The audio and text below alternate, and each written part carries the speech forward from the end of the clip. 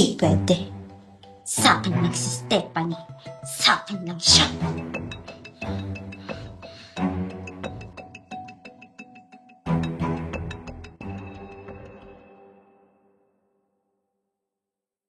Marami. Okay, tapos na tayo, no?